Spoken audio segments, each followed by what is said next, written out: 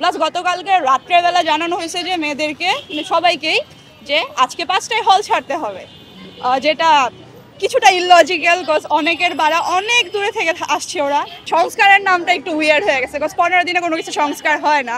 Plus এগুলো building and ভূমিকম্পের warning বলতে কিছু হয় না। জিওলজিস্টরা এখনো কিছু বলে নাই। ফেসবুকে দেখে ভয় পাওয়াটা ঠিক হয় নাই কারোর। কুয়েত মৈত্রী, বঙ্গমাতা ফজিলাতুল হল সবগুলো একদম অ্যাকচুয়ালি রিস্কি একটা অবস্থায় আছে। এটা প্রবলেম মানুষের সমস্যা। আমরা বড় কিছু ফেস না করলে নিজের রিস্ক জোনটা বুঝি না, নিজেকে ডেঞ্জার থেকে কখন সেভ করতে পারি আমরা নর্মালি বড় কিছু না হলে বুঝি না। 15 দিন অ্যাকচুয়ালি উইয়ার্ড হয়ে গেছে। বন্ধ দেওয়া যাইতে পারতো, হচ্ছে বলা হইতে পারতো যে স্টুডেন্টদের যারা ট্রমাটাইজড হয়ে গেছে তাদের ভয়ভীতি কাটানোর জন্য বাসায় যাইতে পারে।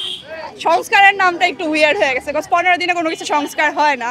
প্লাস এগুলো বিল্ডিং অনেক আগের বিল্ডিং, যদি সংস্কার করতেও হয় তাহলে অনেক টাইম লাগবে। অ্যান্ড আমার মতে মনে হয় যে আমাদের উচিত ছিল যখন শীতের বন্ধ, অফিসিয়াল বন্ধ হওয়ার কথা ছিল, ঠিক ওই টাইমটাতেই যখন সবাই চলে যেত তখন প্রশাসন পারতো টেস্ট করাতে। যেহেতু বলছে বুয়েট থেকে ইঞ্জিনিয়ারিং টেস্ট করাবে, ওইটা শীতকালীন বন্ধেই পারতো।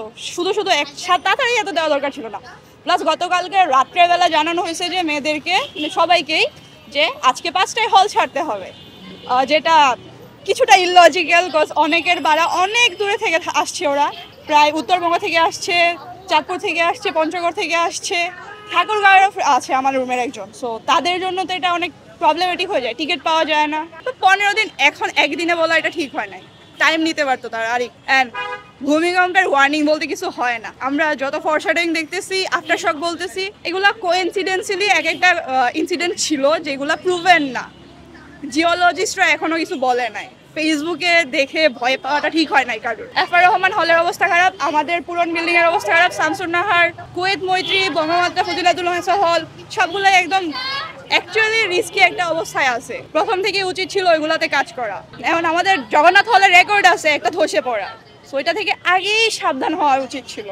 এটা প্রবলেম মানুষের সমস্যা। আমরা বড় কিছু ফেস না করলে নিজের রিস্ক জোনটা বুঝি না, নিজেকে ডেঞ্জার থেকে কখন সেভ করতে পারি আমরা নর্মালি বড় কিছু না হলে বুঝি না। সাডেনলি একটা ভূমিকম্প হয়, সবার মাথায় আসছে যে না হলগুলো তো সেফ না। বাট আমরা প্রতি বছরই দেখা যেতেছে মহসিন হলের ভাইয়ারা, তারপরে হচ্ছে বঙ্গবন্ধুর মেয়েরা সবসময় হচ্ছে বিসি স্যারের বাসার সামনে আন্দোলন করতেছে। কন্টিনিউয়াসলি আন্দোলন হচ্ছে ওইখানে যেন আমাদের হলগুলা ঠিক করা হয়। তারা আমাদেরকে লাস্ট ইয়ার বলছে যে নতুন যে কর্মচারী বিল্ডিংটা হচ্ছে ওইটা হচ্ছে মেয়েদেরকে বরাদ্দ করা হবে, কিন্তু ওরকম কোনো কথা হয় নাই। তারপরে আরেকটা বলা হয়েছিল যে নতুন একটা বিল্ডিং করবে, যেটার এখনো কাজ মানে টেন্ডারও প্রবলি কনফার্ম হয় নাই। কিছুটা গড়িমসি আছে, এটা কিছু বলার নাই। প্রথম দিক দিয়ে যখন আমি ছোট ছিলাম, ফার্স্ট ইয়ার ছিলাম, আমার আপুরা প্রচুর হেল্প করছে আমাকে। অসুস্থ থাকি বা যেটাই থাকি সাথে সাথে আপুরা হচ্ছে নিয়ে গেছে যেখানে হচ্ছে। তো এখন আমি বড় হয়েছি, আমার জুনিয়র আছে, আমার তো দায়িত্ব পড়ে ওদেরকে হেল্প করা। সম্ভবত কালকে, এখনো শিওরলি বলতে পারতেছি না। যদি বের করে দেয় তাহলে কালকে, না হলে আরো 2-1 দিন হয়তো থাকতে হতে পারে।